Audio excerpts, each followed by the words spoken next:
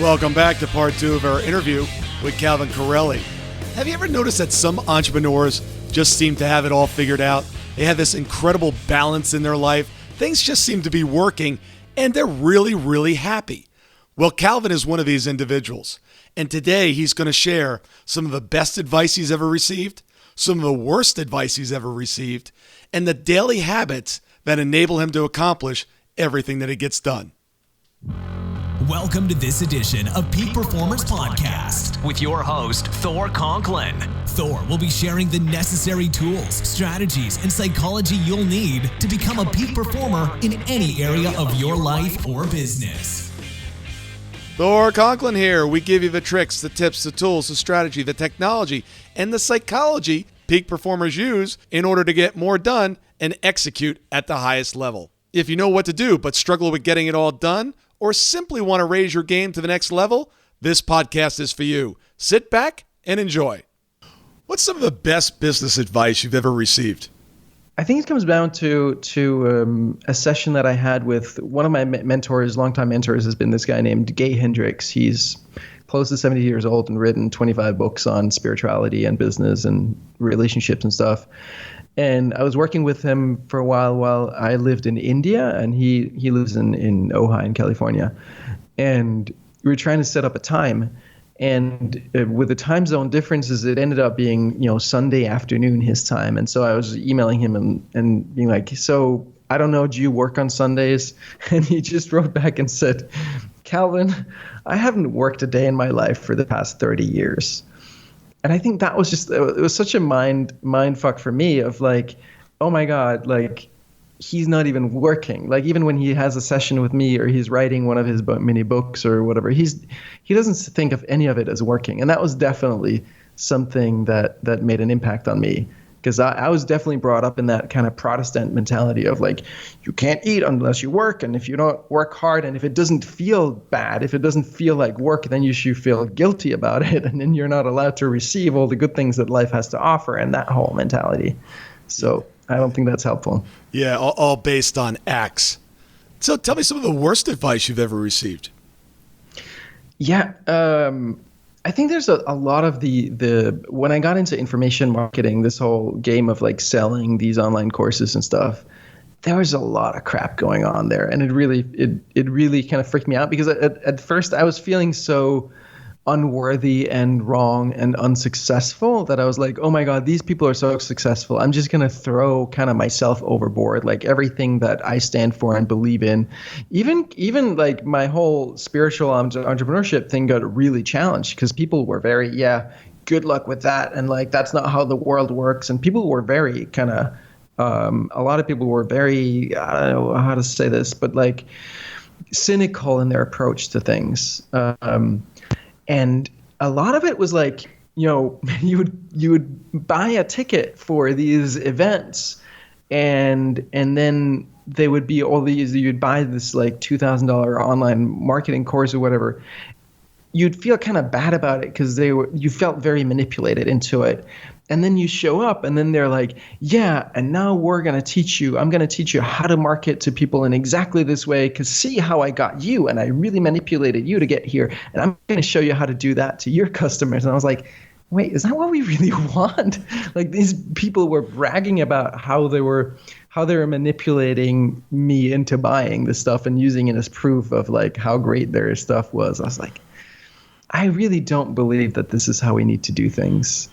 Yeah, it's interesting that I just was looking at material, I don't know, about a month ago, and the name of the company at the bottom of the website, it's not something that they used all the time, and you'll know why here in a second. The name of the company is Piranha Media. And I'm like, ow! Who wants to feel like, a dead fish in a lake being eaten up by the piranhas? And I think a lot of people operate that way. That's their mindset of what they can get, And yeah, you're absolutely right. That nothing turns me off quicker than that. Yeah, and there's a lot of. I don't know if it's gotten better these days. I'm not really paying attention to that industry that much, but there's a lot of that stuff out there. You've got a young entrepreneur in front of you. They're listening today. What advice do you have for them? They want to set up, they want to get their online courses out there, but they don't have anything right now. How would you go about doing it? It's really focus on the very, very essential basics. Like focus on you. So on you really coming from a place of loving yourself and feeling good about yourself, that you're not, that there's nothing, realizing that there's nothing wrong with you. You don't need this in order to prove yourself. You don't need the approval and the audience and the customers and all this stuff to prove yourself. Get your own kind of house in order in that sense. That before I talked about being a clean instrument. That's the number one thing. And number two is build your audience by focusing on how you can truly serve these people. Like, what can you do to be of the most service, give the most value to people, and base it off of that. If you get those things right, you can't go wrong. You will find your audience, and you will find the thing that really works for you. Is it about quality or quantity? So often entrepreneurs get hung up in this. I don't know if it's good enough yet. And then let me just keep tweaking it. What advice do you have there? No, that sounds like a perfectionism trend, right? Like that sounds like fear. Again, like if your focus is on serving people, then if this has some value for people, then you should get it out there so that it can have value for people. As long as it's sitting on your laptop, it's not doing anything for anyone. It's that usually is more about your ego being afraid of being hurt because someone criticized it and said it was ugly. I remember back in the day, I worked for a company that called Arstigia, where the founder won Best of the Web in 1994. And he was famous for being kind of late to jump onto this whole fancy internet design thing that happened in the late 90s. And he was like, no one's ever going to come to your website and be like, I learned so much from this website. And I'm a changed person now, but it's ugly, so I'm not going to ever, go back or be appreciative about it. Like, really focus on what matters. Take Craigslist. I mean, is there a worse looking website on the web? I mean, and they like it that way. I mean, there's no structure. Well, I guess there's structure to it, but right. It's been that way for what, 20 years? Yeah, that was exactly kind of how our stuff looked back then. Yeah. Yeah. And it got the job done. That's a great point that you make about perfectionism, is that it's all about you. You're concerned about how you're going to look, not what you're giving to the client and the value that you're providing. Exactly. That's great. And even like doing that, you're modeling an unhealthy behavior to your clients, right? So you're actually doing them a disservice, like times two. Whereas if you show up as more real, then that's going to model to people that, they too can show up in the world more real. And it was actually something that one of the very first course I bought in this whole world was Jeff Walker's product launch formula, which I bought on my birthday, March 27 in 2008. And it was scary as hell because, $2,000 and I was actually broken in debt. And this crazy person on the internet, offers to take my money but I learned a lot from that course. And one of the things I learned was how he would record these presentations and then he would say things wrong and then he'd just go back and he'd notice a typo in his slides and he'd just fix it right there in the spot and not re-record it. I thought that was super awesome. I thought it was oh my God, it gave you so much more than him trying to be perfect. Was him being real. And I've actually met him a couple guys. He seems to be a genuine guy. So I think there's a lot of value in that. Yeah, Grant Cardone was talking about that in one of his earlier books. He got all this feedback about the sentence structure and typos. He's like, dude, I don't care about it. I'm not going to change it. He goes, did the information that I was giving you come across or are you just in there looking for typos? Yeah. Why'd you read my book in the first place? Right. Yeah. Well, I mean, this definitely happens. Who holds you accountable? Who holds me accountable? I guess my wife does at times. I feel like I'm pretty good at holding myself accountable, but maybe that's just delusional. But there's a lot of people who like to have coaches for accountability and accountability buddies and things like that. That has never worked for me because literally my ambitions and my goals will change. And what I've learned is that I need to go with that flow and then be like, all right, these days I'm really feeling the energy of like making music or recording videos or writing code or whatever it is. And I'll go with that, and I'll ride that wave as far as it'll take me. And I really don't try to make too many specific goals. Obviously, I want someone who calls me out on my bullshit, and I feel like I've got a lot of good people in my life who do that all around me. Great. What about daily habits? Again, I'm someone who can't do the same thing. Like, I will always be varying. I do meditate and breathing for a total of like 15 minutes every morning. I do make sure I got a glass of water and some probiotic early on. But in terms of pretty much anything else, it's very much fluctuating. I'll be doing something for like 3 weeks or a month, and then it'll be something new. It'll change. And I've just learned to be like, that is part of how I function. I can't be the same all the time. Energy is life. How do you maintain and increase your energy? Sleep is helpful. Not always my strong suit. And it's interesting with that too, is trying to like figure out how one of the things I've learned about me is that it works best for me if I don't go to bed until I'm actually like really tired, exhausted, and ready to sleep. But my daily rhythm is not 24 hours. It's significantly longer. So that's always a challenge for me of like finding that sweet spot of when to go to bed and how much sleep to get.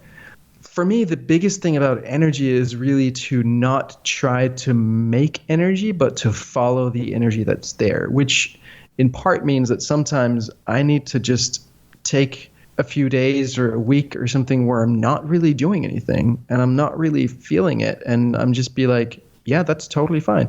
My first wife was, she would freak out every time this happened. And she would be like, oh my, you need to, get off your ass and do something and like work hard and all that stuff. And that's so not what I actually need. Because like when I really get into things and I'm genuinely passionate about it, I have unbounded energy. But when I'm trying to fabricate an excitement or make myself do things, I just get fatigued. So it's very much about following the energy that's there. Yeah, and getting in that flow. I think that goes back to the earlier comments that you made. Yeah. And the risk is like what I'll tend to do is I love that place. And so maybe that wave runs for like 2 hours, and then I try to extend it when I'm kind of running out of steam. And I'm learning to not do that, to just honor it and be like, all right, we're not like entirely where I want it to be. We're not exactly at like a clean finishing point, but I got to honor the fact that I ran out of steam and just take a break, because otherwise it just gets even longer in the end, the break and the breakdown. How do you determine what to say yes to? Gut feeling, definitely. My challenge is generally to say yes to things that I probably shouldn't say yes to. But the saying, if it's not a hell yes, it's a hell no. That kind of thing. Yeah. So it's the gut. It is a gut. I also like to think about like if this doesn't work out exactly the way that I envision it in the first go, is this something that I care enough about to see it to completion regardless? And I think that's really important, because like I tend to get into, I like starting things. I'm super creative. I love creating things. And I get this idea. I'm like, wouldn't it be awesome to write a book about? And then I'll just get started on it. And then I'm like, I run out of steam and I realize, OMG, this is going to take a lot of time to actually do this book and then do it properly. And then I need it edited and published and like all that stuff. I'm like, you know what? And so asking myself that question of like, yeah, I'm really excited about that idea right now, but is this important enough for me to actually follow through when it gets tough? And if the answer is no, then I probably shouldn't start it. Yeah. It's, look, as entrepreneurs, we're always saying that, hey, wouldn't it be cool? Well, generally the answer is yes. And then it's like, ooh, this is going to take a lot more time than I anticipated. Exactly. Yeah. Thank you so much for listening today. I really do appreciate your time, and I hope you found today's show valuable. If you would like to receive these shows automatically to your phone or to your computer, simply go to iTunes and subscribe. After listening to several of the shows, if you're so inclined, please leave us a 5-star rating, as this helps us reach additional people and spread the message. If you're truly committed to taking your life to the next level and doing whatever it takes to become a peak performer, but something's holding you back, something is blocking your way, and you just can't seem to figure out what it is, send me an email to info@thorconklin.com, and I'd be more than happy to get on the phone with you. We'll schedule a 15-minute discovery call. No obligation, no cost. I absolutely love to hear from the listeners, and if there's something I can do to help, I'd be more than happy to do that. Also, if you found something of great interest in today's show and you want to share that with your friends and family, simply go to my Facebook page, Thor Conklin, click on the episode, hit the share button, and share it on your page. You can follow me at Twitter at Thor Conklin.